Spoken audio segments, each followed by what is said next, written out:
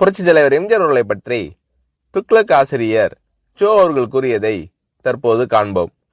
அரசியலை தவிர்த்து பார்த்தால் கூட எம்ஜிஆர் அவர்களுக்கு இருக்கும் பாப்புலாரிட்டி இந்தியாவிலேயே வேறு எந்த திரைப்பட நடிகர்களுக்கும் இருக்க முடியாது. திரையுலகில் எம்ஜிஆர் அவர்களோடு எனக்கு ஏற்பட்ட அனுபவங்கள் பல. அவற்றில் ஒரு சிலவற்றை பற்றி மட்டும் எழுதுகிறேன். துக்ளக் பத்திரிகை ஆரம்பிப்பதற்கு ஓரிரு வருடங்களுக்கு முன்னால் ஜெய்ப்பூரில் அடிமை பெண் படப்பிடிப்பு நடந்து கொண்டிருந்தது.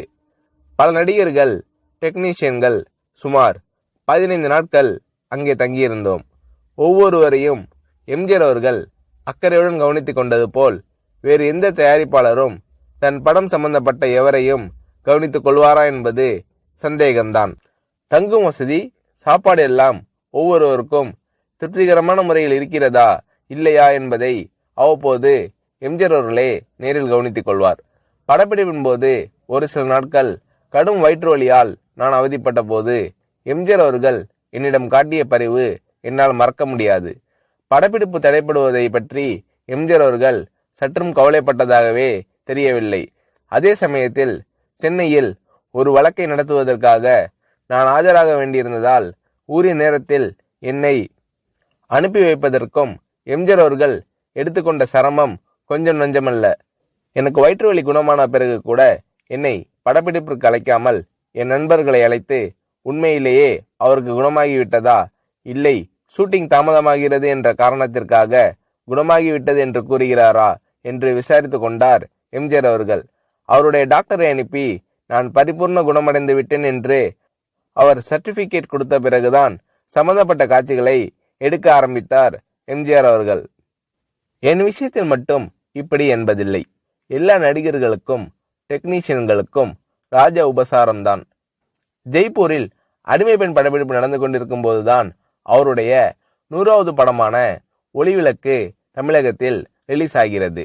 நீங்கள் சென்னையில் இருந்தால் பெரிய விழாவாக நடத்திருக்கலாமே என்று நான் எம்ஜிஆர் அவர்களிடம் கேட்டேன். சிரித்துக்கொண்டு பேசாமல் இருந்து விட்டார் எம்ஜிஆர் அவர்கள். என்ன இருந்தாலும் ஒரு கதாநாயக நடிகருக்கு 100வது படம் என்பது ஒரு முக்கியமான மைல்கல். அதை இவர் எந்த விதத்திலும் கொண்டாடாமல் விட்டுவிடுகிறாரே என்ற எண்ணம் என் மனதை உறுத்தியது.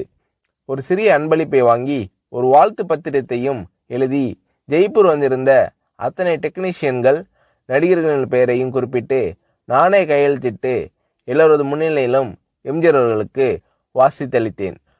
அதை வாங்கி கொண்ட எம்ஜிஆர் அவர்கள், என்ன இது, காகிதத்திலேயே 2 பக்கமும் எழுதிட்டீங்க, நான் இதை 2 பக்கமும் கண்ணாடி போட்டு ஃப்ரேம் போட்டு வச்சிக்க போறேன் என்று கூறினார்.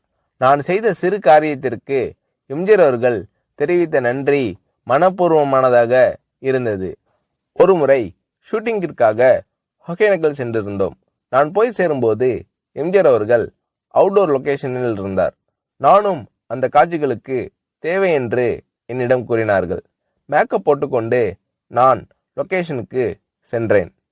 என்னுடைய நண்பர்கள் சிறிது நேரம் கழித்து அங்கு வருவதற்காக காரில் புறப்பட்டிருக்கிறார்கள்.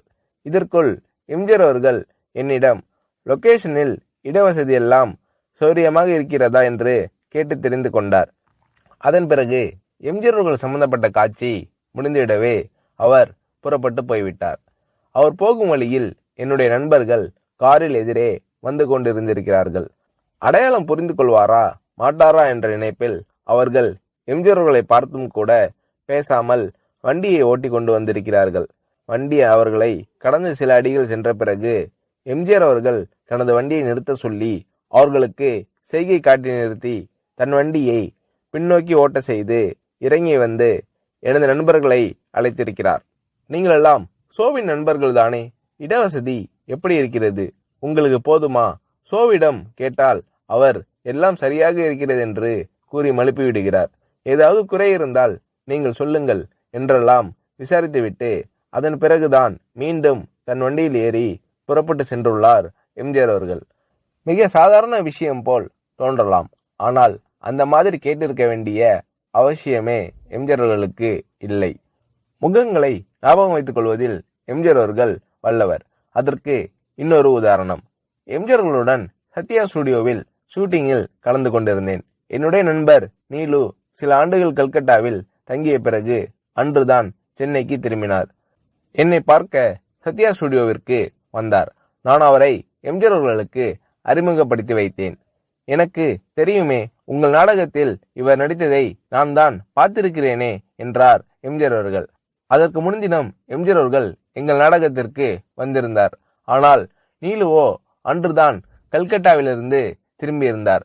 ஆகையால் நான் எம்ஜிஆர் அவர்களிடம் சொன்னேன், நேற்று நீங்கள் பார்த்த நாடகத்தில் அவர் நடிக்கவில்லை. கல்கட்டாவிலிருந்து இன்றுதான் சென்னைக்கே வந்திருக்கிறார் என்றேன். எம்ஜிஆர் அவர்கள் என்னை கேட்டார், நேற்று நடந்த நாடகத்தில் பார்த்தேன் என்று நான் சொன்னேனா?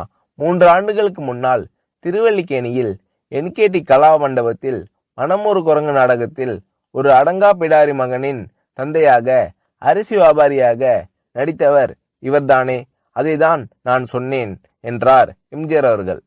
நானும் சரி, நிலுவும் சரி, இதை எதிர்பார்க்கவில்லை. இவ்வளவு ஞாபக சக்தியா என்று வியந்தோம்.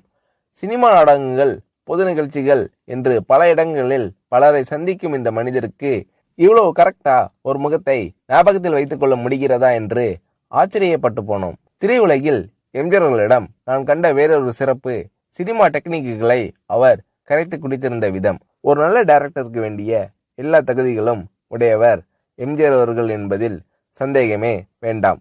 சண்டை காட்சிகளை படமாக்குவதில் வல்லவர் எம்ஜிஆர் அவர்கள் என்று கேள்விப்பட்டிருக்கிறேன். சில சமயங்களில் டைரக்ஷன் எம்ஜிஆர் என்று விளம்பரப்படுத்தப்படும் படங்களை பற்றி சிலர் வேறு யாரையாவது டைரக்ட் செய்ய சொல்லிவிட்டு அவர் தன் பெயரை போட்டுக் கொண்டிருப்பார் என்று கூற நான் கேள்விப்பட்டிருக்கிறேன். இது வெறும் பிதற்றல். இன்னும் சொல்ல போனால் பல சமயங்களில் எம்ஜிஆர் அவர்கள் படங்கள் வேறு டைரக்டரின் பெயரில் வெளிவரும்போது கூட அவற்றிலும் பல காட்சிகளை எம்ஜிஆர் அவர்களே டைரக்ட் செய்திருப்பார்.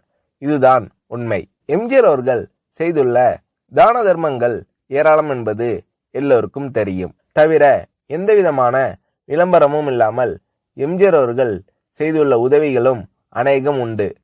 உதவி பெற்றோர்கள் கூட என்னிடம் கூறியிருக்கிறார்கள். மிகவும் தேவையான சமயத்தில் செய்யப்படும் உதவி போன்ற நல்ல காரியம் வேறு எதுவும் இல்லை. இந்த மாதிரி நல்ல காரியங்களை எம்ஜிஆர் அவர்கள் செய்திருக்கிறார் என்பது மறுக்க முடியாத உண்மை. ஒரு நடிகர் ஒரு முறை என்னிடம் கூறினார், வீட்டுல ஒல வச்சுட்டு சோறு பொங்குற நம்பிக்கையோட ஒருத்தர் வீட்டுல போய் நிக்க முடியும்னா அது எம்ஜிஆர் தான், வேறு யாரும் கிடையாது. இந்த மாதிரி மனப்பூர்வமான சர்டிபிகேட் வேறு எத்தனை பேருக்கு கிடைக்கும் என்று புரட்சி தலைவர் எம்ஜிஆர் அவர்களை பற்றி ஷோ அவர்கள் கூறுகிறார்.